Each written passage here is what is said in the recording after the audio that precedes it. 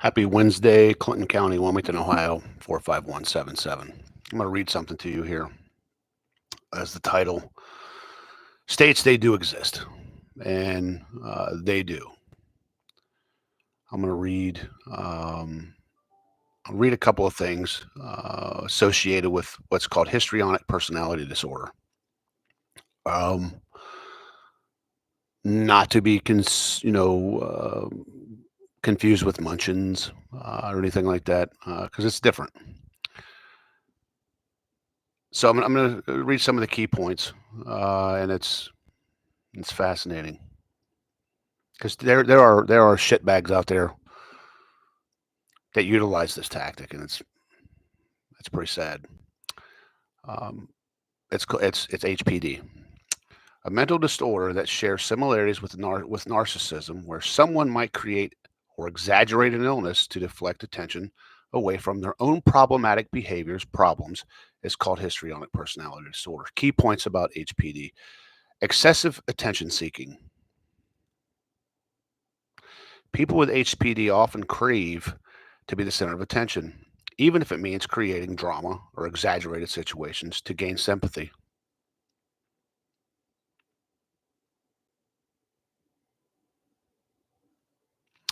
Dramatic behavior.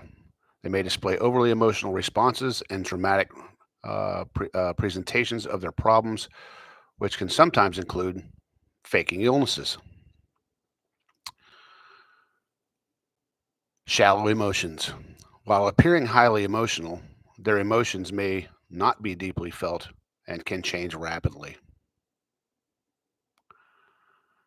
How does it resemble narcissism? The need for validation. Both HPD and narcissistic personality disorder share a need for constant validation and admiration from others. And here comes the good part: manipulation. Individuals with either disorder may use manipulative tactics to get what they want. Important distinctions: focus on attention. While a narcissist may want admiration based off on their perceived superiority, someone with HPD primarily wants attention, even if it's negative, to be the center of it, to be the center of focus. So, can these two, can one have both? Yeah, they can. They certainly can. And there are people that absolutely do share traits of both of these HPD and NPD, narcissistic personality disorder. I bet I know one.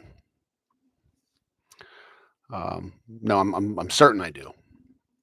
But um, sometimes this shit can be dangerous. It can. Um, no, thank you. Anyway, um, the biggest piece that these people do, I mean, it's the deflection, uh, sort of like what I was touching on yesterday with what the media does. They want to deflect you from something, deflect you from poor behaviors or things that things bad that's happened, or things that have been exposed, or things that have shown them in a poor light. They don't want you to look at that. They want you to see them. Oh, I'm hurt. I'm hurt. I'm hurt. Something's wrong with me. I'm hurt.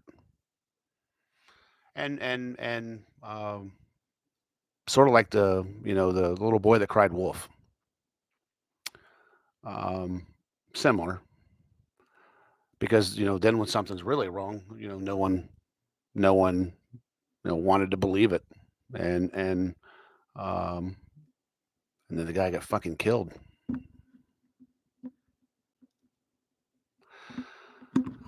But anyway, um, you may or may not have seen they advertised it on the news today about the drones. About they spoke about it, and the speaker, the new media speaker for the president, she spoke on it. Um, it's sad.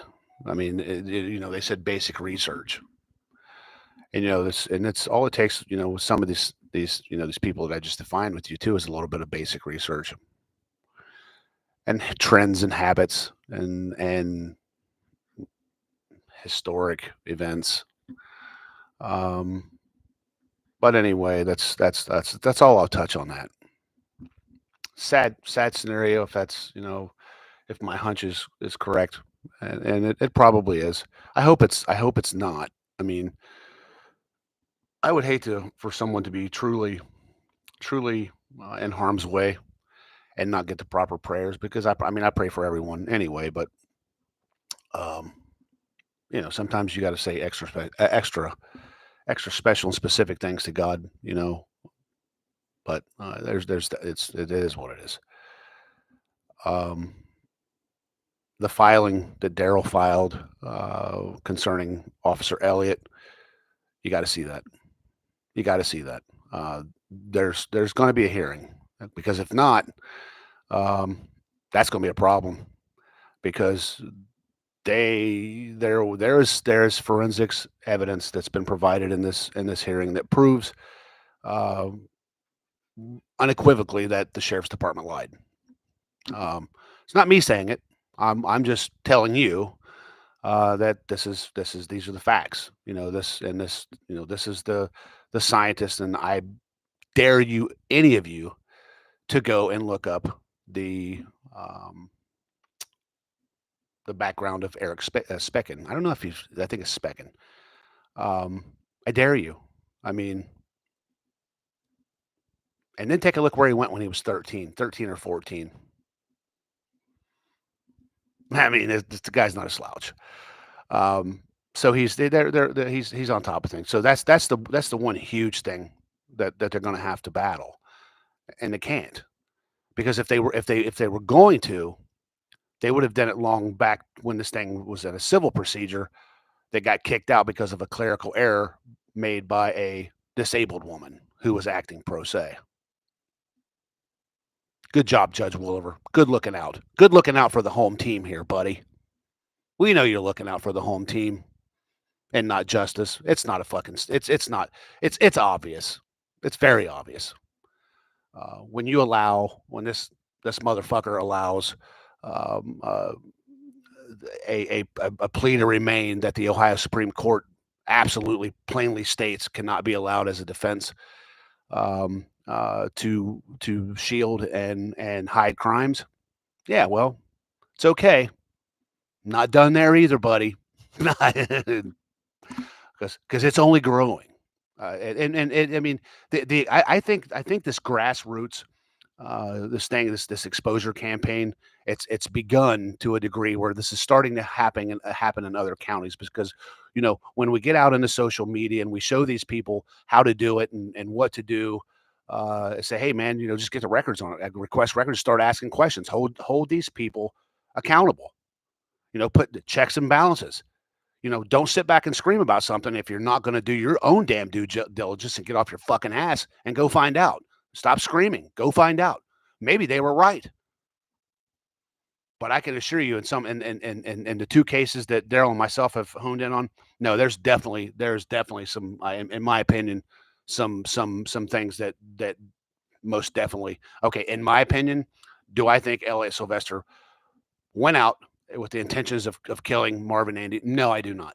I don't give a. I don't, and this is where some of us will disagree. I don't give a fuck. I don't care. I have my opinion and I stand by it. Do I think that excessive force was used and shit got out of hand? I do. Do I think the man died of a drug-induced overdose? Fuck no, I don't. No, because all four witnesses, which we're the only people who have recorded witness statements out of, even from the fucking state special prosecutors, say that they didn't record their. I mean, we have them. We have them on recorded. All four witnesses say the same thing. The guy was fucking murdered or killed. It was excessive and he was being tased. Well, and also they all screamed that the man had a heart condition. Well, look up in any police academy and the teachings and your scholarly articles. Are you to tase someone with a fucking heart condition? No, you're not. because it can be fatal. It can be fatal under other conditions, but if you have a known heart condition, and if you read and look into the audio and the video that I believe Daryl has posted on the citizens arrest page of the question and answers, and he made it a point to say, oh, well, I didn't tase him because I heard them say he had a heart condition. Who fucking believes that? Really? Who believes that Elliot Sylvester was listening to a fucking word anyone said while in a active physical altercation with someone? No, I'm sorry. You're not. I mean, your main your goal, your main you're paying attention to, hey, I don't want to fucking die tonight. I want to go home. And I'm going to do everything I can to ensure that I go home. And do I think it was do I think he was in the right? I mean, my opinion? Yeah. I'm sorry. I mean, but in the face? No. I mean, because it looks like that man was tased in the fucking face. But on the same token, are these officers walking around with everyone's medical records? Fuck no, they're not. They're not. But again, if you look at the photographs of Andy Napier, you're going to see some what looks like, and I've been tased. I know what it fucking looks like. The man was tased in the fucking face. He even screams, "Stop tasing me! Stop tasing me!" And this is by all accounts of witness statements. Which, by the way, our local officer, Mr. Wages, was I don't know how and why composed all their statements and signed them himself. I don't understand that piece. I just don't. So I think had this been approached the right way to the very beginning, hey, you know what? Yeah, he was being combative, and I did what I could to stop the threat. But 63-year-old, he's not a threat. Let me get off here. I got to take this call. Semper Fi. God bless.